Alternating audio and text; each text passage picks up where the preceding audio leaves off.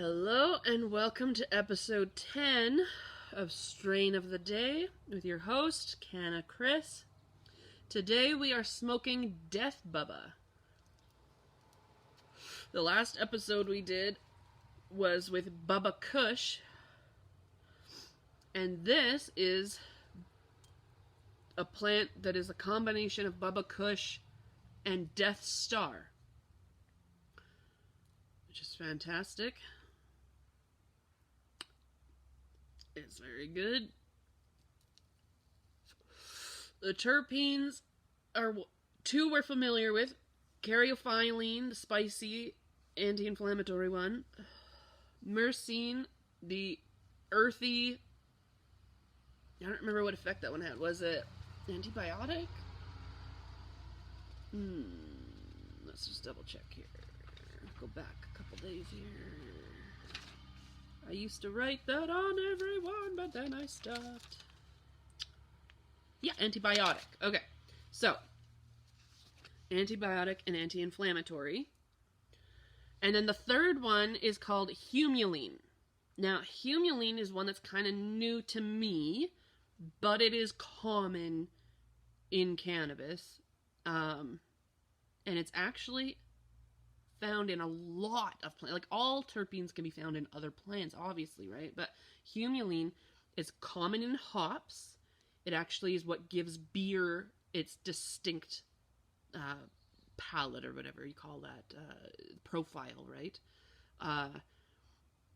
It is an appetite suppressant, which most terpenes are the opposite, right? Most would give you the munchies. This one is a suppressant, which is cool, I guess. It's good to have some of each now and then, I think. Sage and ginger have humulene in it as well. So you kind of think of the smell of beer, the smell of sage, that kind of earthy smell they both share, that kind of bite of similarity they have there. That's the humulene. I gotta relight this thing. So the effects with those three terpenes combined.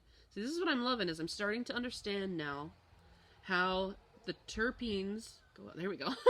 How the terpenes cause the taste, the fragrance, and the effect. Like, it's actually really cool how the more I'm learning about it, it's like making sense. So because of the caryophyllene, there's a spicy flavor. Because of the myrcene, there's an earthy flavor. Because of the humulene, there's that beer flavor. I've never liked that flavor myself personally, but if you like beer, you might like Death Bubba. The Google described it as pungent, earthy, sweet, and spicy. The effects, though, because of the antibiotics and the anti-inflammatories and all that, it's a great relief for physical discomfort. It'll unknot tension, apparently, is what this strain is greatest for, is when you're like, it'll like, so that's nice. And semi-sedating. Now, this is an indica strong hybrid here. So it is going to have a little bit of couch lock, a little bit of one of the interesting things I read today when I was researching for this was walking coma. They said it can tend to give you a bit of a walking coma. Now, I imagine that what that means is you're just kind of like zombified. That's what I call my zombieified like effect. That's quite likely what they're referring to, where you just kind of like wander around the house like, what do I even do? Like, I don't even want to do anything. But you aren't like tired enough to like go to sleep. I say have another joint and go to sleep. If that's what's going on. That's what I would do. I don't know. If you don't want couch lock, if you don't want walking coma situations like that, then smoke sativa. Indica is going to put you in the couch. And if you smoke enough of it, it's going to put you right in the bed. Or asleep wherever you happen to be, I guess. Now, I did save a bud. And I don't know if you can see the colors real good. This one does have quite a bit of purple, but it kind of looks gray because this bud is kind of dry. Like, it's a bit older, it's a bit crumbly, it's even kind of crumbling in my hand a bit. I don't know if you can see that. That's how dry it is. As I'm touching it, it's like falling apart. So I think that's why you can't see the colors as good. They kind of almost look gray, but it's still beautiful, and it's like just massive, this thing. I love it when you get great big bud. I mean, to be fair, the smaller buds fit in the buster better. But these big ones, I don't know, there's just something cool about that. Like, there's just...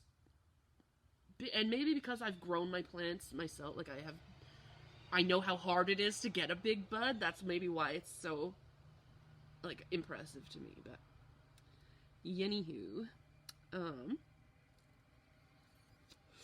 the word of the day. I wanted to talk today about munchies. Everybody's had munchies, whether you've smoked pot or not. But if you have not smoked pot, that's my own tongue twister. If you have not smoked pot, then you may not realize the extent to which you get the munchies. So they described it on leafly.com as a profound desire to eat. Sometimes odd combinations. And that's the part I want to talk about. It's like, yeah, it's an intense, profound desire to eat, but some of the things you crave are just bananas. And some of the ideas, like, I've had cooking that I didn't think to do otherwise, you know, like, but because I'm high and I've got the munchies, I think, oh, this will go good with it, and it always works out beautifully. The last thing I discovered, and maybe, let me know if this is something you've, like, always done. Maybe this is weird that I haven't been doing it all my life. I don't know, but I've discovered that you can put cereal on ice cream. Like, you get your ice cream in the bowl, and then you just fill the bowl with cereal, and then every bite you take, it's got, like, some crunch and some cream and some, like, it's just, I don't think I'll ever eat cereal with milk again. Like, it's just a fantastic, I don't know. Have you ever tried that? Have you always known it was the way to go? Have you done it and thought, ew? Like, let me know what you think, because seriously. Or what is your weirdest or most exciting combination that you've come up with when you've had the munchies? So sometimes it's, like, far out. Another thing that I've done is I make pie. I make Jell-O, but instead of putting the ice in at the end, I put applesauce in there, like cold applesauce, and then I pour it into the pie shell and I let it turn into Jell-O in the pie shell, right?